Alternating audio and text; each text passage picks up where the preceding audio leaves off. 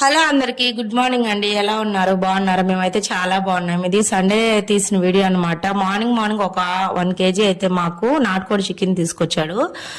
దీనిలో పొడి అయితే ఈ రోజు ప్రిపరేషన్ చేసేది మీకు చూపించబోతున్నాను. ఇది తాతమ్మ కాలం నాటి పొడి అనమాట. ముందుగా ధనియాలు, లవంగాలు, కొంచెం మిరియాలు స్పైసీ కోసం 3 అయితే బిర్యానీ ఆకులు వేసుకున్నాము. దీన్ని కొంచెం లైట్ ఫ్లేమ్ లో పెట్టుకొని, అంటే తక్కువ మంటలో పెట్టుకొని దోరగా వేయించుకొని పక్కన పెట్టేసుకోండి. ఒక హాఫ్ చిప్ప వెండి కొబ్బరి అయితే సన్నగా తరిగి ముందు మిక్సీ జార్ లో వేసుకోండి. అలాగే తగినన్ని వెల్లుల్లి రెబ్బలు కూడా తీసుకోండి. ఒక 2 అయితే తీసుకోండి. అంటే 2 ఏమంటారు, వెల్లుల్లి గడ్డలు అనమాట. సో ఆ రెబ్బలు అనేది పొక్కు తీయకుండా ఒలిచేసుకొని పక్కన పెట్టేసుకోండి. నెక్స్ట్ జార్లోకి అయితే ఈ విధంగా కట్ చేసుకోండి కొబ్బరి. ముందు మిక్సీ జార్లోకి కొబ్బరి పట్టేసుకున్న తర్వాత మిగతా దినుసులు అన్ని వేసుకొని బాగా పట్టేసుకొని నెక్స్ట్ అయితే తెల్లగడ్డలు వేసుకుంది. ఇది చికెన్ కి, మటన్ కి, దేనికైనా చాలా బాగుంటది.